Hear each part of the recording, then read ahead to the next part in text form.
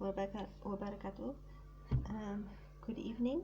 Um, I just want to make this short, quick video just to say Eid Mubarak, and I have not been making videos for a while, but I just had this idea to make videos more related to tafsir for the moment, and maybe I will make some videos about certain topics, and whoever has topics of interest, they can also tell us.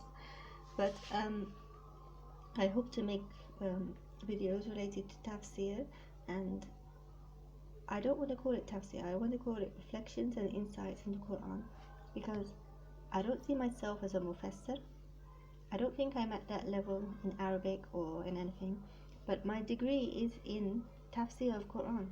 I have done my degree in Jamia Fatah in Damascus, in Syria, and I am a graduate from tafsir, so I have the basic knowledge of tafsir, and I've done courses in Ibn Kathir.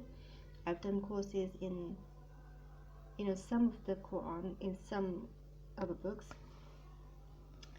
As part of my degree, we had to use Baydawi and Ibn Masud, and also I've done course in another book from the Wazirat al-Awqaf, but I have not completed that tafsir yet. And some of the videos of Norman Ali Khan, as people know on YouTube, I've made use of some of them. And other than that, I've gone to the books and read them. And I try to have my own reflections and insights, because I am also a graduate in psychology, and I've also done courses in nutrition and so forth. So some of the Quran and practices and verses, they make sense to me from these kind of areas. When I read about the things related to psychology, I have my certain understanding of things related from that, and sometimes from a kind of medical nutritionist stance or something, and from other areas where we have knowledge of them. But I think as well, because I am a convert, and I have a background as a Christian. I was a Catholic in the beginning, and I grew up around atheists as well. So I have my understanding that's different to maybe someone who's born into Islam.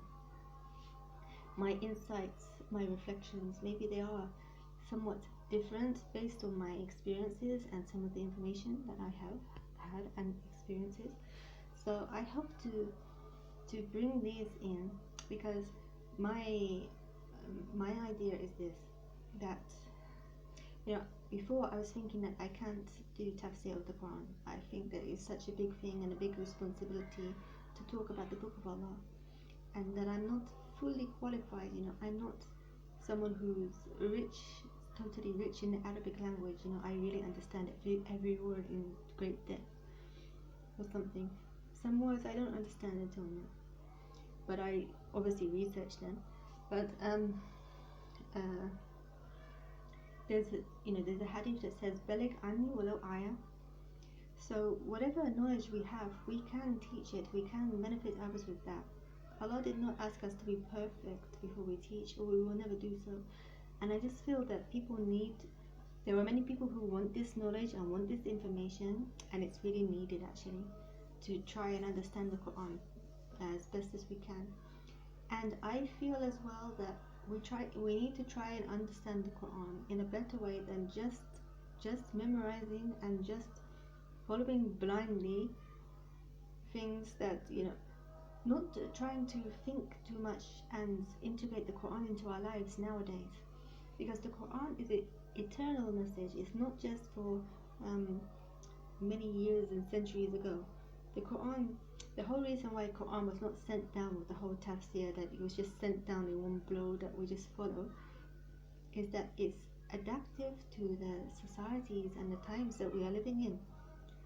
Some of the teachings, yes, we always have to pray 5 times a day, wherever we are, whatever place we are in, we have to pray 5 times a day, and we have various rules.